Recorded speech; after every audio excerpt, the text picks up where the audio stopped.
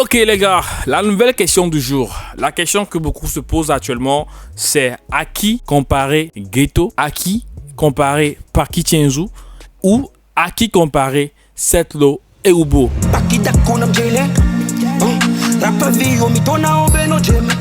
C'est à cette question que nous allons essayer de répondre. On va décortiquer. Voilà, c'est un clash d'abord qui est sorti de nulle part entre Setlo et Ghetto. Voilà, la musique que fait Ghetto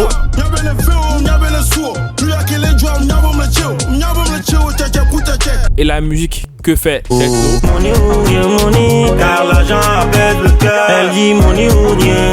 Les deux musiques sont carrément parallèles. Voilà.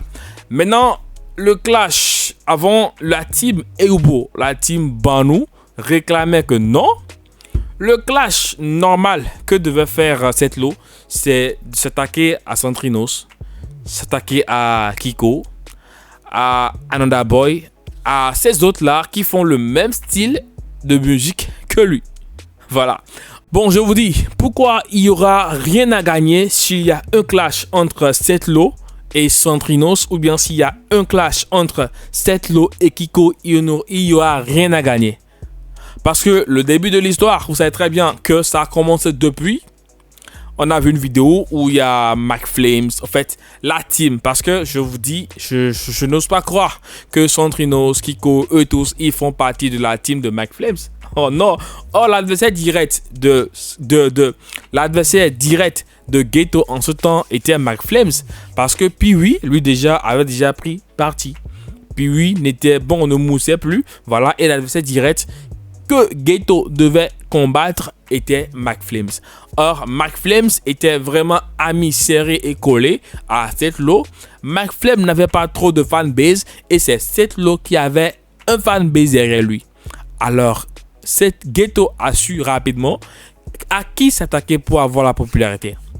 D'abord, Setlo même s'est posé la question: à qui s'attaquer pour avoir la popularité? Parce que Ghetto aussi avait de fanbase pas possible et Setlo aussi avait de fanbase pas possible. Donc, la concurrence va naître. Or, Centrinos, Kiko, ces autres ne sont pas du tout trop présents sur les réseaux, ne sont pas dans les trucs de buzz, ne sont pas dans les trucs de clash et on le sait très bien. Donc, le mieux, c'est de s'attaquer à Ghetto. Et Ghetto sait que le mieux, c'est de s'attaquer à Setlo pour que le clash du Togo puisse vivre. Voilà. Donc, ça a duré. On a vu des choses, des insultes. Voilà. Et moi, la partie qui m'a plu, c'est quand c'est rentré dans le côté musical. Le côté musical où on doit voir maintenant qui. On doit voir combien de vues tu as fait, quel son tu as fait. Est-ce que ton son là, voilà, est-ce que ton son là, c'est un son... C'est un tube. Est-ce que tu as fait un tube? Qu'est-ce que tu as fait? Tu as fait ceci ou pas? Voilà. Bon, moi, je peux parler des affaires d'insultes dont parlent les autres. Moi, je m'en fous. Maintenant, actuellement, il y a encore un autre pépite. Un autre rappeur, chanteur, plein de talent togolais qui est rentré. Et actuellement, on se pose la question. Mais est-ce que Parky Chenzu, il est rappeur ou bien il est chanteur? Voilà, maintenant, les deux camps se cherchent d'adversaires. Est-ce que le clash maintenant entre Setlo et Ghetto, qui ne se fait pratiquement plus, maintenant, à qui s'attaquer? Est-ce que le clash va se retourner maintenant entre Ghetto et Parky? C'est la question. Maintenant, est-ce que Setlo peut encore revenir en clash avec Ghetto? Ça aussi, c'est une des questions que beaucoup de personnes se posent. Maintenant, je vois dans les commentaires, les gens disent que non, Ghetto n'a plus le droit de se comparer à Setlo par rapport à... parce qu'on parle des vues maintenant, sa nouvelle sortie de Prada qu'il a fait. Maintenant, ce n'est plus la peine de faire une comparaison entre Setlo et Ghetto. Les fans se disent maintenant que la meilleure manière, le meilleur clash maintenant, c'est de s'attaquer à Parky Chenzu. La question que je me pose maintenant, est-ce que Ghetto a le poids? Ou bien, est-ce que Parky Chenzu a le poids? Ça fait deux personnes qui doivent avoir le poids. Parce qu'on parle des fanbases différents. On parle des fanbases différents. Donc actuellement, c'est Paki qui se fait taper.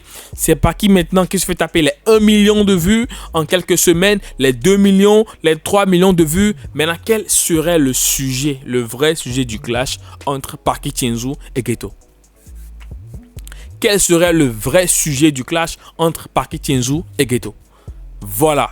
Ça sera pas facile. Maintenant, dans les commentaires, il y a beaucoup de commentaires qui passent. J'en dis que non, Ghetto n'a qu'à s'attaquer à un rappeur. Paki n'est pas un rappeur, mais les fans. Alors, quelle est l'identité musicale? Quelle est l'identité réelle musicale de Paki Tienzu? Parce que Paki Tienzu, dans son feat avec Imra,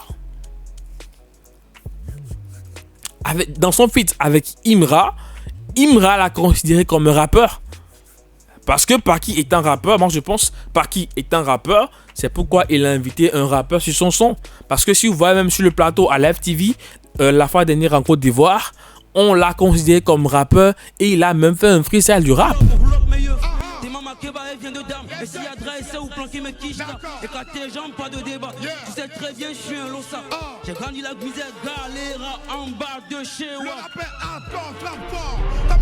Voilà, on sait maintenant que Paki Tienzu est rappeur. Bien sûr qu'il fait un peu afro-pop, afro-hip-hop et tout, afro-rap et tout. On sait, mais bon, voilà. Mais moi, je pense que l'identité réelle de Paki Tienzu, c'est un rappeur.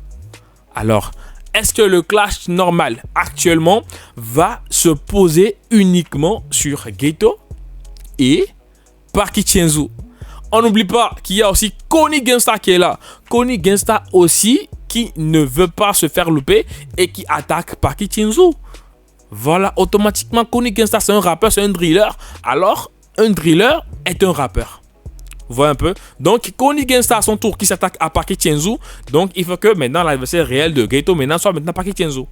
Mais, est-ce que cela veut autant dire qu'on doit laisser Setlo dans son coin? Non. Le clash entre Setlo et Ghetto, à mon avis, je ne pense pas que ça va s'arrêter. Même si Setlo a fait des déclarations qu'il ne veut plus faire les clashs, que non, il ne va plus rentrer dans les clashs avec les autres là. Donc, il va laisser l'histoire du clash, du buzz et tout. Mais est-ce que ça peut nourrir sa musique? C'est la question qu'on se pose. Ça ne peut jamais nourrir sa musique parce qu'on a les preuves. Je reviens encore sur l'histoire de King du nouveau son qu'il a lancé avec King Kwame. Sans le clash, la musique n'a pas moussé. Mais Ghetto, avec le clash, sa musique a moussé. Les gars, donnez vos avis dans les commentaires. Partagez la vidéo. Abonnez-vous. On se capte pour une prochaine vidéo. Ciao.